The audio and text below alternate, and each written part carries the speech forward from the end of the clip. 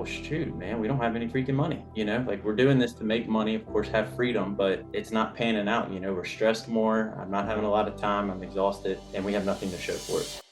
Do you want to just briefly introduce yourself, who you are, where you're based, what trade you are, and team size?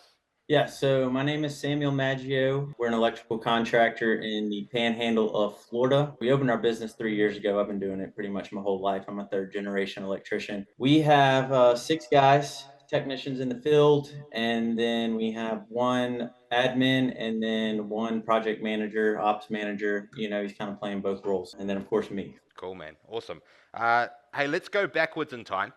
And I'd love to talk about what life was like before you joined Profitable Tradie in the $1 Million Tradie program. Probably like everyone that's online and sitting in the room, but I was all over the place. PT popped up on my Facebook probably, hell, I'd say over a year ago. And I got the free book. Me and my wife talked about it, and we had the call with Liam and talked to other people, and we went ahead and pulled the trigger on it. But I mean, I was all over the place. It was me on my tools all day. I had one guy with me, and probably had and then a helper. So you could say it was me and 2 other guys, and I was on the tools. But then I was trying to schedule meetings and then go to meetings. So then I was being pulled off of jobs, and then trying to do my estimates, complete them, send them out in a timely manner. Then coming home, trying to balance family. We have a 5-year old, a 3-year old, 2-year old, and a 4-month old. So in the mix of all of that, we decided to start a business right when we're having babies as well. So the balance of starting a business, trying to run it, being present here, not being stressed. I mean, staying up late working on estimates, missing phone calls, missing text messages, missing voicemails. I mean, when you say there was holes in the bucket, there were holes in the bucket. Come around to paying taxes, and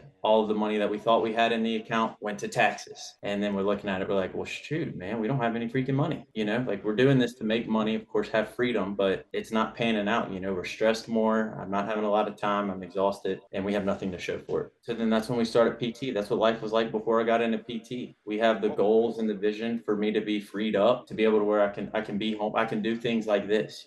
I have guys in position now where I don't have to worry if I have to take a step back, or I can spend time actually working on the business now, which is crazy to think that in March this would set my business back tremendously if I missed 2 days like this, or the business would just have to shut down. Yeah, for sure, man. How was all of that affecting your family and relationships? Like, that's a lot of kids under 5, and obviously, if you're sucked into the business pretty heavily, I'm sure. I don't know if the other half is around listening right now, but if how was all of that, and how are you? And do you have any hair left underneath that hat?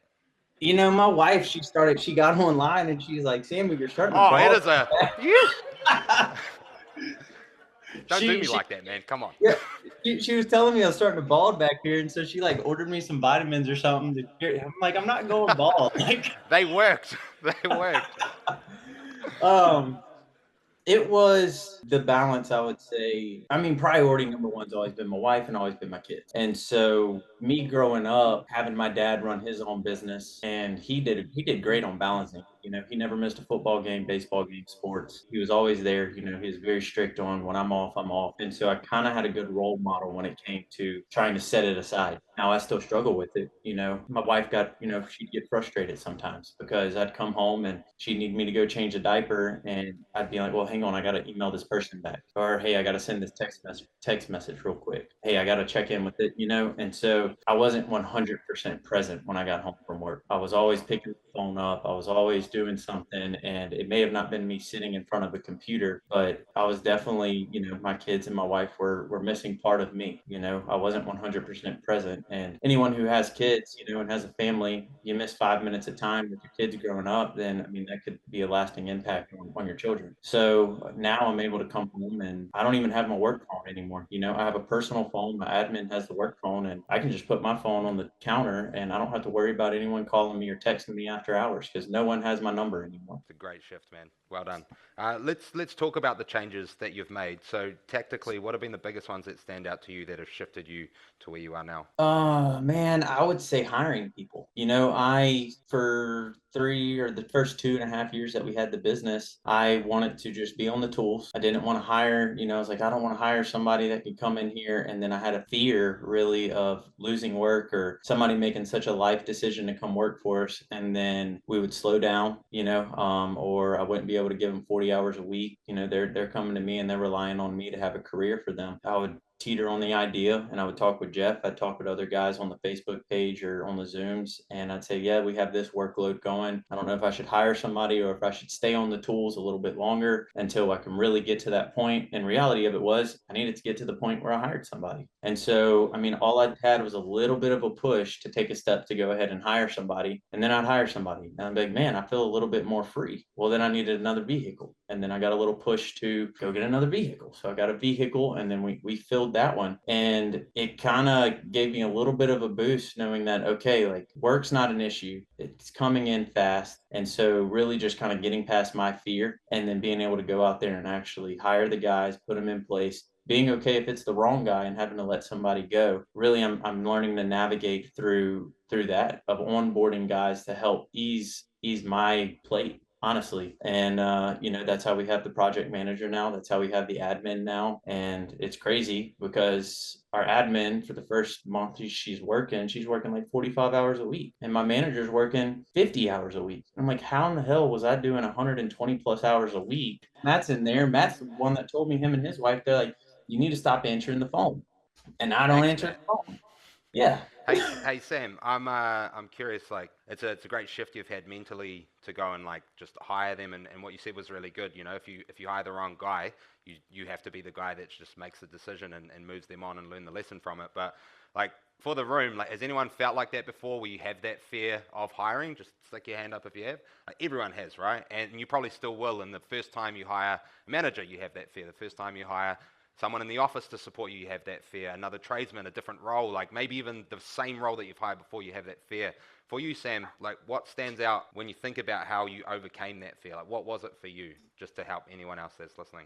It's kind of a fight or flight thing. Obviously, you know, and Brian Talkie said this. He told this to me one time on a Zoom, but he'd been doing something for X amount of years and he'd been in the same place. Why keep doing the same thing when you can just try something new? And if it doesn't work, well, guess what? You can always go back to doing what you were doing before. You obviously know that. Like, I obviously knew that being on my tools, working was not really making us be a profitable company, wasn't allowing us to grow. So it's like, well, let's go ahead and let's try something new. Let's bring some guys in. Let's see if this works. Let's see if I can delegate some responsibility to them, free me up where I can actually work on the business. It's kind of the same thing of us all opening our own business. If we open our own business, I hope this happens to no one, but worst case scenario is our business goes down and then we go back to working and being an employee for somebody else. So the worst thing that would happen is I hire somebody, well, I made a mistake. Let me fire them. Let me have to let them go. And then I go back to being on my tools. And Right. so kind of me really getting past the thought of future tripping and taking it day by day and realizing if I don't make a decision today that I think may be best and also with what, you know, my coaches and other team members are telling me, then how am I going to grow? And so obviously me being on my tools wasn't working. It wasn't giving me what my heart's desire was and my dream was. And we're starting to get to the point now where I can see a little bit of the light at the end of the tunnel, you know, and I can cast vision now rather than me waking up every day and dreading going pull wire through a house or go and replace a panel. For sure. Nice, man. Any other big changes that come to mind that have really shifted the needle forward for you?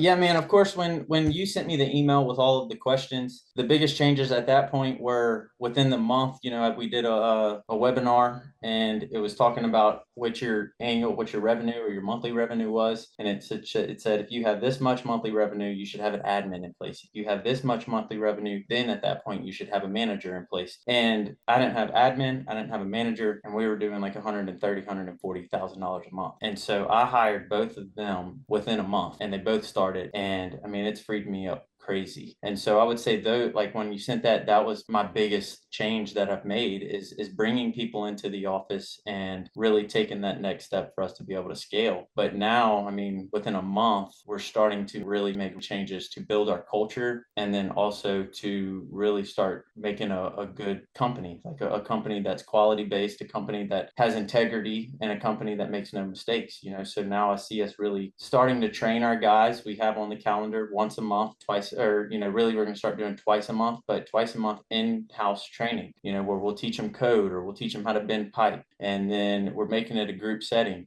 And so we're doing training with all of our guys. And then I've been heavy on training my admin, 20s. So that's something that we've really started making changes with. And I mean, we're starting to see fruit of it. I've had multiple of my employees within the last month say, "You're the best boss I've ever had." I mean, these are guys that Awesome, have been dude. in the industry 15, 20 years. And I'm like, man, like I feel like I'm doing a job at times. But it's good telling our guys that they're doing a good job and they're great employees. And it's different when you hear it from your own employees, like, "You're the best boss I've ever had." Yeah, it makes you smile ear to ear, doesn't it? Yeah, it does, and I mean, the things that you guys are telling us to do, it works, it's work. And of course, my way is going to be different than somebody else's way of how they do it and how they implement it. But I mean, it works. And I mean, I'm seeing it right now. Those are the changes, and just sticking to the plan and figuring out where the holes are and addressing them. Cool stuff, dude. Let's talk about results. So, like, what have the results been from the changes that you've made? What are the big ones that stand out to you? Around time, Yeah, of around course. relationships, profit. Yeah, of course, would be family. That's first and foremost. Yeah, I tell all my guys I could care less how great of an electrician you are. My main priority is for you to be a present husband and a present father. And so, of course, if that's what I want my guys to be, then that's how I want it to be at my house. And so it's helped out tremendously. I still struggle, I still get home and I want to work because I feel like I'm always having to do something, but I've been able to come home and be a lot more present and a lot more, being able to go to gymnastics for my two oldest girls, go twice a month to that. It's on my schedule. I have a default calendar now. And so now it's on my calendar to go to gymnastics. And so that's been, I would say, the biggest thing is that I don't have to bring home work. I don't have to stress about it. I know things are getting done. Second's going to be financials. We've grown, we went from, I don't even think we are hitting $80,000 a month in the beginning of the year, the first few months of the year. And then now we're averaging about $130,000 a month. And it's like, where the heck did this come from? Work's just continuing to come in. And so I actually just made two hires, and then I'm looking to make a third. And I almost feel like with these guys that I hired, I told my manager this morning, I said, I feel like we can rip the lid off and we can actually go for it right now. Biggest things are family, and then the financial side of things, and understanding my gross profit, understanding my P&L. No idea what any of that was at the beginning before PT. I didn't know how to read my P&L, and then I didn't know that, it was set up all wrong. I didn't have the gross profit section. And so now I talked to my bookkeeper and she has that all separated for me. So, Jeff and I can look at that. We were looking at one of them one month, and or a section of 3 months. And then we saw that my material jumped up tremendously one month. And if I wouldn't have understood it,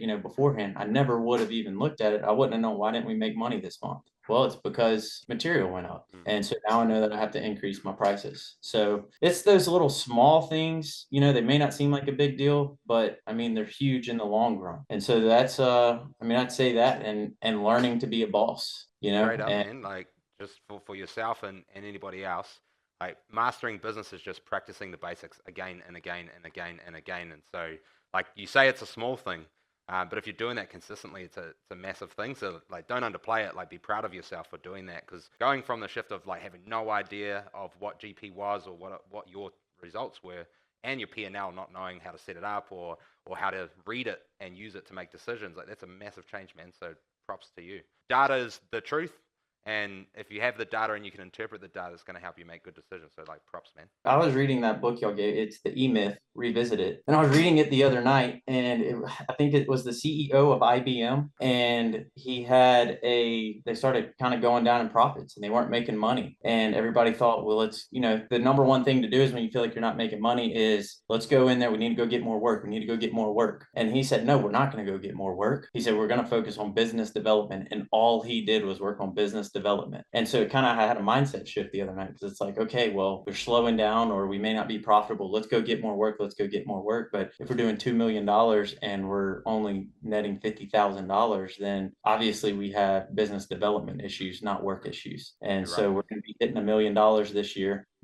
We've more than doubled over the last year, which is awesome. But I'm like, we need to focus on business development. So that was just cool to read, that's a bigger issue and a bigger thing to work on business development, rather than feeling like you got to go out and get all the work. Last question from me, man. What mindset shifts have you had to make to get the results in the shift that you've made for yourself and your business? Yeah, it kind of goes back to being a boss. I'm the boss, and the only way that shit gets done is if I make the decision to do it.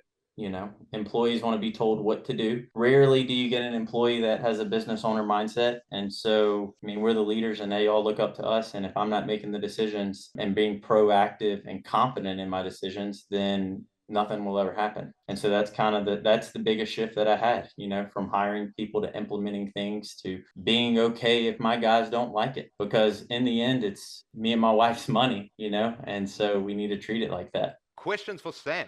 If you've got some, jump up to the mic. One of the questions I was wondering, that obviously it's an area that I've struggled in considerably. How would you describe the difference in working on your business as opposed to working in your business? And can you give me a few examples of each where you've changed your working in tasks to working on tasks and what they were? So, I mean, of course, working in business is always going to be on tools. That's a no-brainer. Working in business, I consider estimates, and it's easy to say, oh, well, I'm working on the computer, I'm doing business development. But if I'm spending 40 hours a week pumping out estimates, then I'm still not working on the business. So anything that I do that is, as far as meetings go, estimates go, invoicing, responding to emails, I consider all of that working in the business. When it comes to working on the business, which I'm trying to make a mindset shift to it, is because at times when I'm working on the business, I feel like I'm not really doing anything productive. But working on the business could be as simple as making a checklist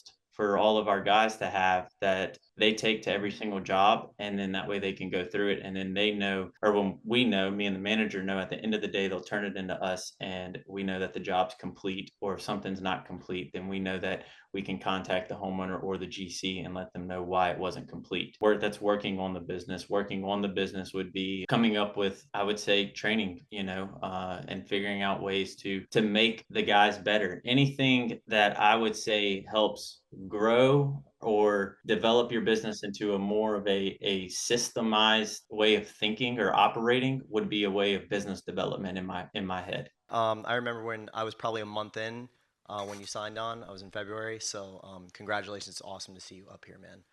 Thanks, I bro. know where you were at, and you were at that mindset, and to hear this hiring. So what I really want to know is your marketing. So now you're at this point, right, where you have 6 people that you're hiring. So marketing is also included with hiring, right, apart from the job. So you can talk a little bit about what your marketing scheme looks like now on both getting more work and then also how you got so many hires so quickly, because it's narrow out there, very Yeah, few. no, hiring is extremely difficult. Down here where we live, we have a ton of electrical contractors. And so we find that, we can hire somebody and then they'll get a job offer for 25 cents more an hour down the road and they're going to jump ship and go. That's why it's so important to build company culture. And that's something that we put in our job description. We downloaded a job description from PT, the one that fit our company best, and we tweaked it a little bit, of course. But we want it to come across that we're a great place to work. That me and my wife, we want to take care of our employees. One of our employees, his wife had a birthday yesterday, so our admin went to the store today, and she got her a blanket and some like facials. Things that we sent a list. So we sent a list home, and this is something that we've been wanting to do for years, but I never had time to do it. And she made a lit questionnaire, sent it home with our guys, and then they returned it. And it actually says, what do you like to do in your alone time? What's a good gift that you would like one day? And so my employee's bringing that home to his wife this evening. They start seeing these things in culture, and people want to be loved. People want to be appreciated. You could make $300,000 a year going into work, but you could be freaking miserable every single day. But if you create an atmosphere and a culture where people wake up and they want to come in because they feel appreciated, I find that you can keep somebody, and they may not be making the most money, but they enjoy coming to work. Because I mean, when you feel appreciated, we're human, so it makes something on the inside of you thump a little bit harder, and so it makes you feel all warm and cozy on the inside. And also, the marketing side as well, we stay very consistent on socials. So we post twice a week, and then we find that when we post videos or pictures with us in them, rather than just making some kind of picture of us putting in a panel that's complete, we find that we have a lot of interaction because because then people see that we're actually people and they get to know our company. So we stay consistent on Facebook. And then also I talk to people. I'm a talker. And so I like talking to people, and then I like telling them like, hey, what do you do? Oh, I do, so just a little bit of networking and marketing. And then we just started sending out mass emails to all of our clients through MailChimp. And so that's brought in a few jobs for us. And so we're going to start doing that once a month and see how that comes in, but if it brings in 4 to 10 jobs, whatever a month, then that's extra income. Are you catching the metrics of your social media too, and seeing like how that goes? And that's why you've seen like I've been reserved about showing the guys, showing myself, but I know people are more reactive to watching people do stuff. Metrics like for posts or like in a scalable way, like per month. Yeah, so the girl that runs our social media, she actually will let me know how much action one post gets, and then she'll kind of go through it, and she studies it for us, and she lets us know like, hey, this is what's getting more action than this, and so now we know like what kind of direction to go on social media. And then when we get a phone call in, one of the questions we always ask them at the end is, how did you find out about us? Most of them are going to be either Facebook or Google, and so we've really built we're number 2 or 3 when you search us on Google. And so we pop up on there. So I would say that most of our work comes from Facebook or Google, and then the rest is word of mouth. Before we finish, I just noticed 2 things like laced through this whole interview, Sam. One, that value of family is like massively important to you, and you obviously care about your team's family and treat them like family. And I think that just really stands out to me, and it's cool that you've like brought that from yourself through to your business in the way that you express yourself. Second thing is you referred to multiple other people that are in this room right now. So evidently you're engaging really hard. So I noticed that as well. Like you can reference different people and where you got different bits of help from other members. And just props to you, dude, for just like getting engaged. I see you every time I jump in and do the education webinar for the North American crew. So yeah, props to you, man. Big round of applause for Sam, eh, team?